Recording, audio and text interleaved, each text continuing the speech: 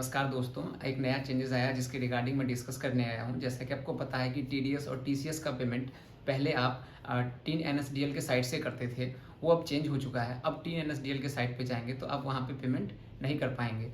तो जैसा कि मैं आपको दिखा रहा हूँ यहाँ पे स्क्रीन पे, हमने ऑनलाइन सर्विसेज टीन एनएसडीएल को लॉगिन कर रखा है और यहाँ पे आ रहा है कि अब जो डायरेक्ट टैक्स पेमेंट की फैसिलिटीज़ हैं वो यहाँ से चेंज हो चुकी है और ये फैसिलिटी आपको इनकम टैक्स डिपार्टमेंट के पोर्टल पे ही मिलेगा। आप वहीं से आप टीडीएस टीसीएस की पेमेंट कर सकते हैं। तो यानी अब आप एनएसडीएल के थ्रू पेमेंट नहीं कर सकते हैं। तो अब हम आपको बताएंगे कि अब नए जो पोर्टल पे ये सिस्टम चली गई है तो वहाँ पे हम कैसे पेमेंट करेंगे और कैसे अपना टीडीएस टीसीएस पेमेंट कर सकते हैं। तो पूरा प्रोसेस मैं आपको बताऊँगा। तो मैं आपको सीधे ले चलता हूँ इनकम टैक्स के साइट पर।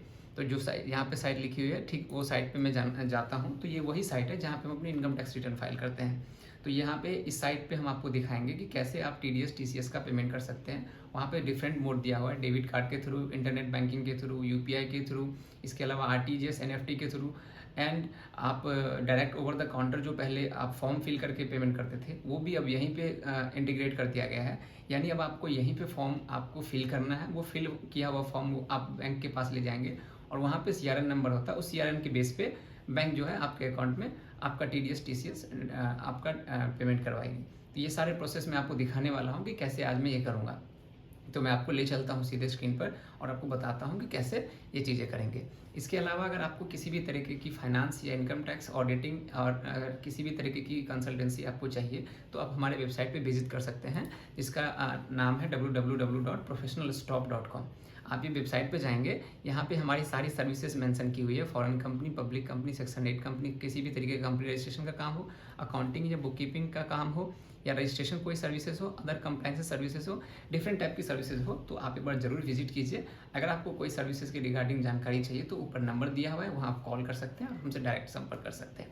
तो चलते हैं अब सीधे अपने टॉपिक पे और बात करते हैं कि कैसे अब नए वेबसाइट पे टीडीएस और टीसीएस का पेमेंट होगा। तो दोस्तों हम यहाँ नई वेबसाइट पे आ चुके हैं और हमें यहाँ देखना है कि कैसे अपना टीडीएस और टीसीएस का पेमेंट करेंगे। तो जैसे ही आप नई वेबसाइट पे आएंगे, यहाँ दो ऑप्शन है आपको पेमेंट करने का। एक तो आप डायरेक्ट लॉगिन करके भी पेमेंट कर सकते हैं, दूसरा आप विदाउट लॉगिन भी पेमेंट कर सकते हैं। लॉगिन करके पेमेंट करने से ये होगा कि कुछ चीज़ें प्री फिल्ड आ जाएगी, अदरवाइज बाकी कोई चेंजेस नहीं है। तो हम डायरेक्ट यहाँ पे विदाउट लॉगिन करके आपको दिखाते हैं कि कैसे पेमेंट करना है। तो आप पहले यहाँ नीचे क्विक लिंक्स के ऑप्शन में ई पे टैक्स का पेमेंट का ऑप्शन दिया हुआ है, यहाँ पे आप क्लिक करेंगे, ये पोर्टल खुद जाएगी। यहाँ पे पैन और 10 ऑप्शन दिया हुआ है, ठीक है। तो यहाँ पे आपको पैन नहीं डालना है, आपको टीडीएस का अगर डिपॉजिट कराना है तो यहाँ आपको 10 डालना पड़ेगा। तो यहाँ पे आपको 10 डालना है। तो मैं यहाँ आपको 10 डाल के दिखाता हूँ कि कैसे पेमेंट करेंगे। तो यहाँ मैंने अपना 10 डाल दिया। यहाँ कन्फर्म करने के लिए हमें सेम 10 डालना होगा। तो यहाँ पे हमने अपना 10 नंबर डाल दिया। यहाँ पे आपको कन्फर्म 10 डालना है। यहाँ पे एक मोबाइल नंबर एंटर करना है। तो जैसे मैं यहाँ पे अपना मोबाइल नंबर एंटर करता हूँ, एंड मोबाइल नंबर एंटर करने के बाद आपको कंटिन्यू पे क्लिक करना है। कंटिन्यू पे जैसे ही आप क्लिक करेंगे तो आपको एक OTP आएगा। यहाँ मैंने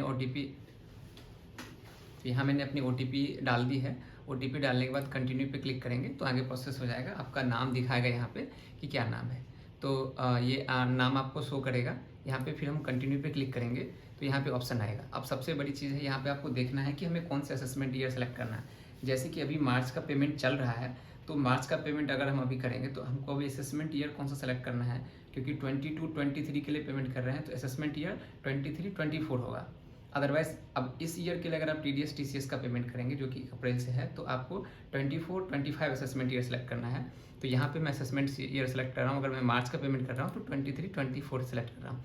अब यहाँ पे आप देखेंगे डिफरेंट टाइप के सेक्शंस जितने भी हैं टीडीएस के लिए, वो सारे एक साथ आपको शो कर रहे हैं। यानी डिफरेंट टाइप के सेक्शंस के लिए आपको एक ही जगह टीडीएस पेमेंट करना है। तो ये सारे सेक्शंस यहाँ दिए हुए हैं। हम यहाँ पे प्रोसीड पे क्लिक करेंगे। अब जैसे प्रोसीड पे क्लिक करेंगे तो यहाँ में 3 स्टेप दिखा रहा है। पहला स्टेप दिखा रहा है नेचर ऑफ पेमेंट डिटेल, अगला स्टेप आएगा ब्रेकअप, एंड नेक्स्ट स्टेप में आएगा पेमेंट। तो ये 3 स्टेप है, तो 1 बाय 1 फॉलो करेंगे। यहाँ पे आप देख रहे हैं सबसे पहले सेक्शन 192 आ रहा है, 192 एम्प्लॉइज़ के लिए आ रहा है, गवर्नमेंट एम्प्लॉइज़ के लिए आ रहा है, ऐसे करके सारे सेक्शन है। अगर आपको 194C का पेमेंट करना है तो जस्ट आप सर्च करेंगे 194C सर्च करेंगे, आपको ये ऑप्शन आ जाएगा। जैसे आपने 194C किया तो 194 करेंगे तो 194C आ जाएगा।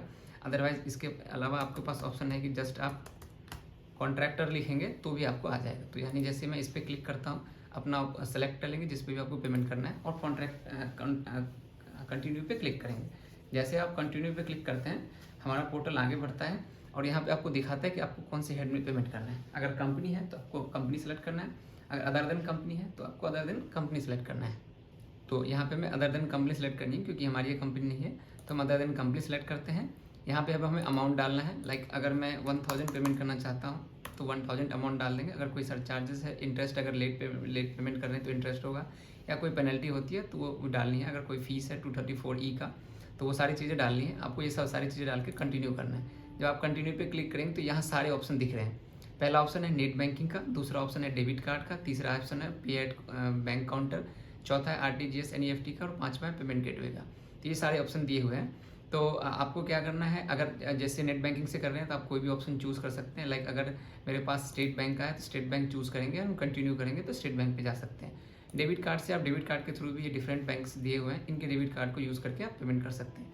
अब पे एट काउंटर की बात करें तो जैसे हमने बताया आपको कि पहले क्या होता था कि आप फॉर्म के थ्रू एक फॉर्म आप बैंक से लेते थे और उसे फिल करके करते थे, बट अब वो चेंज हो चुका है। तो यहाँ पे आपको सारे डिटेल डालने होंगे और काउंटर पे आपको कैसे पे करना है, लाइक कैश से पे करना है, चेक से पे करना है, DD से पे करना है, ये इंटरनल ट्रांसफ़र तो RBI के लिए, ये सारी चीज़ें दी हुई है जिससे आप पेमेंट कर सकते हैं। तो यानी अगर मैं कैश से सिलेक्ट करता हूँ तो कैश करेंगे, कौन से बैंक से पेमेंट करनी है, लाइक मैंने सेलेक्ट किया बैंक ऑफ बड़ौदा तो बैंक ऑफ बड़ौदा सेलेक्ट करेंगे एंड उसके बाद हम कंटिन्यू करेंगे। ऐसा ही RTGS के लिए भी है। अगर आप RTGS से कराते हैं तो वहाँ पे भी आपको ये डिटेल्स डालने हैं। लाइक अगर मैं यहाँ दिखाऊँ तो RTGS में भी ऐसे ही है, आप कंटिन्यू करेंगे, आपको डिटेल डालना होगा।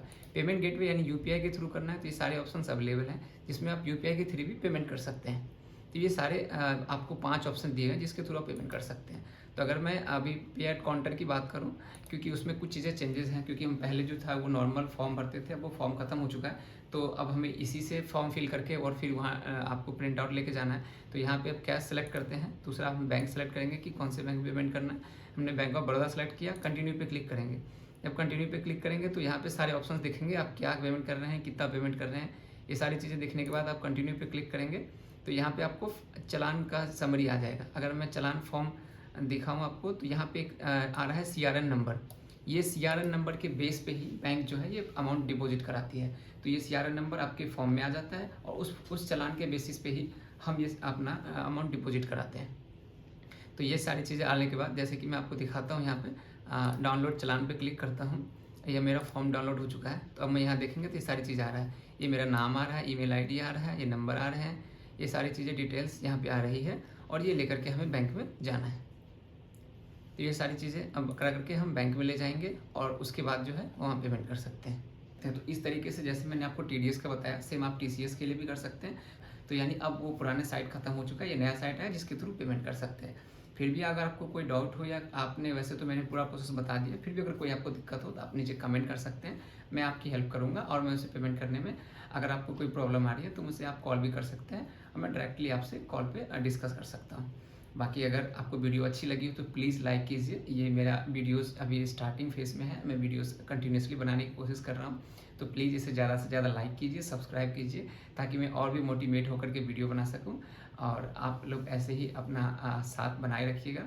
Thank you so much. जय हिंद।